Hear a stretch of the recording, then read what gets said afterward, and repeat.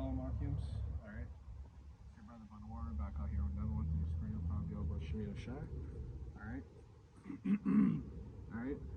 Back out here, another highways and hedges lesson, man. Back out here. Alright, to the spirit of Yahawah Sham.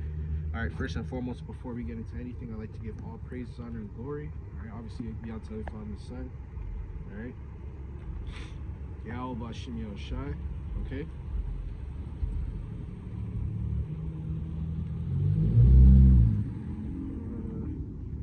Yeah, Yahawah Sham. Okay. Double line says an apostle of the great millstone who will and teach well, and salutations, sincere salutations unto the brethren. Okay. Across the four corners of the earth, man. Okay, giving due diligence and all praises, honor, and glory be unto our power. Yahawah Sham. I don't even realize. I don't know if you guys should be able to see me now, but yeah, man. Again, apologize if the audio's a little off or anything like that, but yeah, I'm gonna try to do my best today. The weather's been kind of crappy for the past 2 days, so just gonna try and do as best we can. It's been raining, cold, whatever, man, but we try to do our best efforts, man. Do these videos, do the sit downs and whatnot, man. So again, man, giving all praise, honor, glory be unto Heavenly Father, the Son, Yahawashi. Okay, so yeah, man, we'll be going into the topic of the mark of the beast, aka the charagma, aka the mark of man. All right, we haven't touched upon it in a minute, but basically just going into it and a brief summary, okay, of what's basically been going on. That's pretty much full on in effect. Okay, for the general masses of people, they clearly don't understand. Esau has basically been going to that digital side, man, in all aspects, man. These cars, businesses, workplaces, you name it, man. Anything in this society, man, is basically going into that digital side. Okay, and the reason why he's doing that is to basically subconsciously prep you. Okay, because obviously anybody with a brain is not going to just be able to dump any ideology on you, man. They got to slowly program it into you, okay, and phase out the ways of the old. Okay, and basically that's what Esau's been doing, man. Okay, for the past couple of years. Obviously the brothers have been doing videos on it. Okay, and we've just been basically trying to warn you guys what's to come. Okay, all right. And that movie, Leave the World Behind, man, is just a prime example. Okay, I didn't watch the movie. Okay, I'm not gonna lie, I didn't watch the movie because people were saying that the movie sucked, the way it ended and all this stuff. I have a nag for if the movie sucks, man, it's pretty much I stay away from it. But pretty much, man, from what I've gotten from that movie, from the screenshots and whatnot, all the cars that they were driving were Teslas. Okay, so that should just pretty much give you an inside scoop. Okay, and yesterday I went into the video, not a video, but I did a video on doomsday prepping. Okay, again, I haven't done that one in a long time, but basically these elites, they're building them bunkers, man. Okay, and in that movie, there was a guy who was basically prepared for all the natural disasters. He had guns, he lived in the middle of nowhere, he probably had food, all these things, man. He was prepped. Okay, and I'm here to tell you that there's nothing that's going to prepare you physically, on a physical aspect or skill, for the times that's to come. Okay, so we're going to start off in Ecclesiastes chapter 4 and verse 1. It says, okay, because these people think they can physically prep for like a natural disaster or a power outage. Like you see all these movies, there's literally millions of movies that you can watch on natural disaster, apocalyptic, whether it's zombie, viruses, or whatever. Okay, and there's nothing that's going to physically prepare you for that day, man. There's nothing that's physically going to prepare you for the destruction that's to come upon this place, man. All right, so this is Ecclesiastes chapter 4 verse 1. All right, I'm probably gonna have to grab my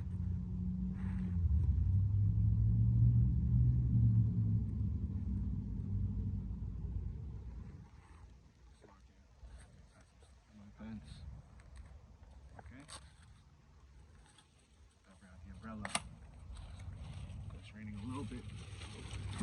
All right, Makan. Okay, nothing's going to prepare you, man.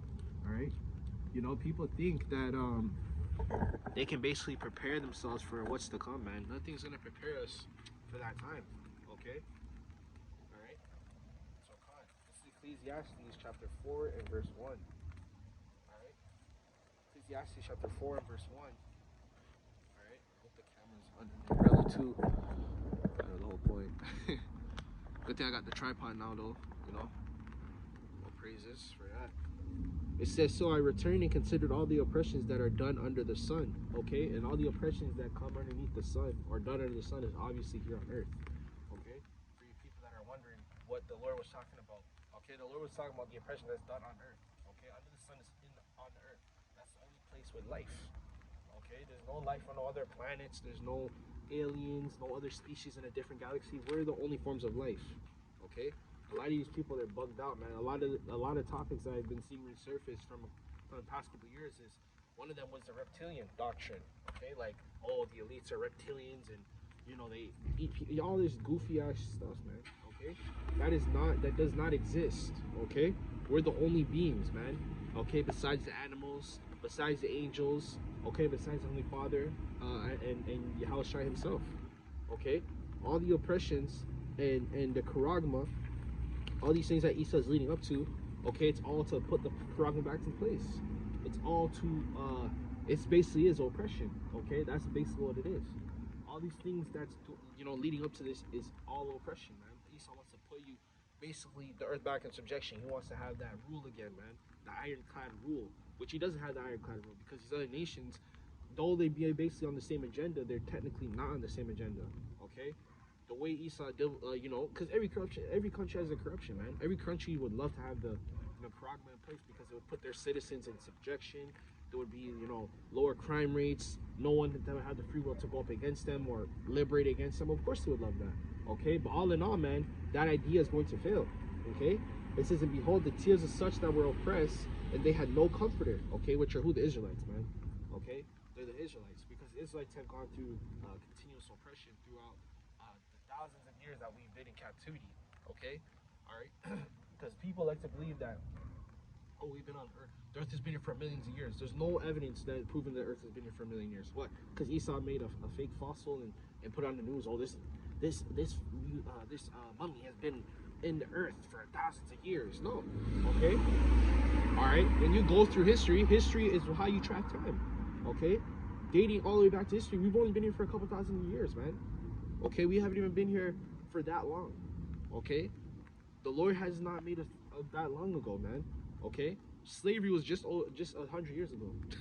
Take that in. People think, you know why people, you know, try to push away slavery? It's because they think it's 500, thousands of years ago. It wasn't. Slavery was just 100 years ago. Okay? And then to exclude the fact, not even to exclude the fact, but in some parts of the world, literally, they're still shipping slaves, man. Okay? Which slavery in the modern time, would you notice, you know, people like to make videos on it, but, you know, sex trafficking, human trafficking, all those things, man. Okay, that is slavery. Okay, so people like to, you know, put that to the side, man. Esau wants full-on subjection, man. He wants full-on subjection. He wants full-on control. He wants to be able to control where you go, what you do. He wants to be able to moderate you. Okay, he wants to monetize you. Okay, he makes the money and you make no money.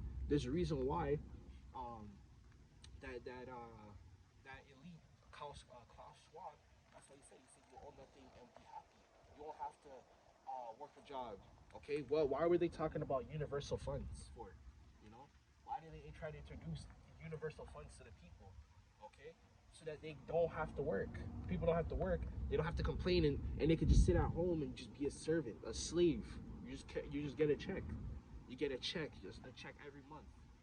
Okay, people love that stuff, man. They don't have to work. They just get a solid check every month, and they're good to go. Okay, you know, that's what they like to see. That's what they like to do. Okay, you know, it says on the side of the oppressors there was power and they had no comforter, right? Because on the side of the reason why the oppressors had power is because the Lord gave them power. The Lord gives people power. The Lord puts people in power. Okay, people just don't come up overnight. Oh, we're gonna rule the earth. No, the Lord puts the power. The Lord gives them the power to do so, do such thing. Okay, there's no person that woke up overnight and decided to rule. The Lord gave them the thought. The Lord put that thought. The Lord gave them the ambitions to do that, man. Okay, nothing happens out of the orchestra or orbit of Yahawah. The Lord controls all things, evil and good. Okay, there's a reason why Satan exists and demons and all that, because those are the balance to the righteousness, man. You think there's just gonna always be righteousness and no evil? There's always gonna be evil, man. Okay, there's there's always going to be wickedness. There's always going to be transgressions, man. Okay? It don't mean that it always has to come from us. Okay? It doesn't mean that it's always going to have to come from us. In the kingdom, there's still going to be transgression. These heathens, they're not going to be perfect like us. They're not going to live forever. They're not going to conquer death. They're still going to die too. You know? So that all in all, man. Okay? That charagma is to basically put you back in subjection, man. Okay? Why did the scriptures talk about Esau wants to be like God? Okay? The reason why he wants to be like God, he has to find a way. That charagma is the way, man. He can monitor your heartbeat, where you go at all times. He can, and that's why Esau be studying the body, the science of the body. Okay? Heart pulses. If your heart moves too fast, what it means. If your heart moves too slow, Esau can literally track your heartbeat and know that you're using the bathroom. You know, oh, this range of heart motion, that means he's using the bathroom. Oh, that means he's sitting down and relaxing. Okay, you don't even need to see you physically. All you need to do is track your heart, your pulses, your nervous system, you know, and you'll be able to know what type of you know, action or what you're doing at that point in time. Okay, that's how Esau wants to be like God. Okay, you know, right? That's how Esau wants to be like God, man. That's why he has his scientists. The Lord gave him his scientists, right? He gave him the scientists and all that, man. Okay, it's very hard to flip the pages with this damn holding this umbrella, man. But yeah, man, that's why the Lord gave him the scientists, man. Okay, right? He gave him the scientists so he would be able to do that, man. All right, this is Proverbs chapter 13, verse 13. Okay, right? People think Esau just came up overnight and you know, he got power. No, the Lord gave him power, man. Okay, and that's why Esau's losing that power now, because the Lord is taking away that power. Okay, don't you notice that when all the playing field's all leveled out, you know, like for example, right, the playing field's all leveled out, the Lord, what did the Lord do? The Lord gave all these nations ICBMs, nuclear missiles, all those things, man. Okay, right? Okay, so we're gonna get Proverbs chapter 13, verse 13. Good morning. How are you? I'm good. You? Yeah. You are preaching today? Yeah, I appreciate it. Yeah. Okay, Yeah. that's good. Yeah, thank you. What do you have for me this morning? What God is saying? What is God saying? Yeah. I just came out here. I'm teaching a lesson. Basically, do you know about the RFID chip? By any chance? The mark of the beast, basically? Market? Yeah, mark of the beast. Mark of the beast. Market beast. Yeah, Okay, mark of the okay, beast. okay. Talked about in Revelations, right? Yeah. Do you know about that or no? No. No? Have you heard about it by any chance? Or? Yeah, I know everything will change though, but I don't hear that market beast. Okay, so basically in the last days, there'll be basically a mark given to man, right? Yeah. So are you familiar with the mark of God versus the mark of man? Mark of God. Yeah, the mark of God is basically the elect, right? Yeah. So basically the Lord would mark who his chosen are, right? Yeah. And then the mark of man would be the mark of the beast, which would be the RFID chip, would be identified as that. So are you familiar with like Elon Musk or anything like that? No. Talking about Neuralink chips and things like that? No, you're not familiar with that? No. Oh, okay, so you should probably like get into more of that, but basically that's what that's talking about. Basically how they want to chip us and all that stuff. Yeah, the chip I hear chip about us, it. yeah. One of my son was telling me they Yeah. want to chip to everybody. Yeah, chip to everybody, right? So that's basically how to control everybody, or basically you're gonna have a decision in that time, right? Yeah. So the Lord talks about like the final hour, right? That's basically that final hour where you're gonna have to like every person on earth is basically gonna have a decision. Yeah. Are you gonna take the mark of the beast Or or not, right? Yeah. So if you don't take the mark of the beast, ultimately you probably might die, you know, Yeah. because you know that you're dying for your faith, what you believe in, Yeah. right? But basically that's what I'm talking about today. I'm talking about the mark of the beast, right? Okay. I don't know if they teach that in church or not, but yeah. But sometimes they don't teach. Yeah, I'm familiar. You That's see, a now, yeah, it's like what they teach is prosperity. Everyone wants Yeah. to get something. yeah. But we forget about God. God, right? But He do everything. Everything, yeah, exactly. Because all this coming, Yeah, He let us know. Like, let us it know will exactly, come. right? So that's prophecy. That's what you Yeah. would call prophecy, right? Yeah. So the mark of the beast is basically prophecy, right? Yeah. It'll be given by a man, right? Yeah. So are you familiar? Yeah, that's what I was trying to tell you. Like basically, Thank you. yeah, Thank yeah. you very much. Because Yeah. like the corona they are talking about, yeah. if you don't get the shot, Yeah, the shot, yeah. people get it by the sick. Yeah, it's sick. Yeah, exactly. They're Yeah, sick. they're sick. Yeah, And they tell you go next one, next Yeah. one, next one, Yeah. next one. yeah. And see what they are doing. Doing, yeah, exactly. Yeah, God bless yeah. you. Thank you. Appreciate it. Thank you. Have a good day. Yeah.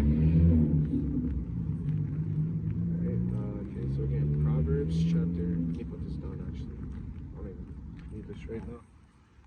This real quick. Proverbs chapter 13 and verse 13.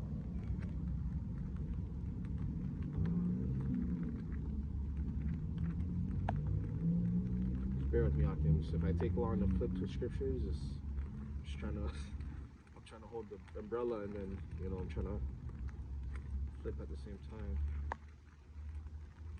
Yep. So you see, a lot of people, man, they be kind of knowing about it, but they kind of don't, man. All right. That's why we're out here. That's our job, right? So this is Proverbs chapter 13, verse 13. Okay. Let's start at verse. Let's start at verse 3. It says, He that keepeth his mouth keepeth his life, but he that openeth wide his lips shall have destruction, right? And that's referring to people that talk too much, man. Right? And that's the problem in modern society too. People talk too much, man. Everyone thinks that's the thing too. Everyone thinks they're a preacher. Like, okay, a lot of them do it on the podcasts and stuff. Hey, man, all those stuff, man. A lot of those guys think they're preachers and stuff, man. Okay? Right? Because when you're teaching, okay, it doesn't matter what you're teaching. You should be teaching, the truth. Okay? Right? In general, man, a lot of these people, hey, man, people that talk too much, people that talk shit too much, they don't have control, they have too much pride, too much ego. What happens to all those people? They either get, what they would call stomped out, beat up, killed, okay? Because they talk too much. And you see that a lot in the music as well, man, right? Verse 4, it says the soul of the sluggard desireth and have nothing but the soul, but diligence shall be made fat. Verse 5, a righteous man hateth lying, but a wicked man is loathsome and cometh to shame. Verse 6, righteousness keepeth him that upright way, but the wickedness overthrow the sinner. Okay? Right? Because wickedness overthrows you, man. Wickedness will destroy you. I don't know how long I've been going, but I just want to make sure. Yeah. We're going for a while. Give me 1 second, Hawkins.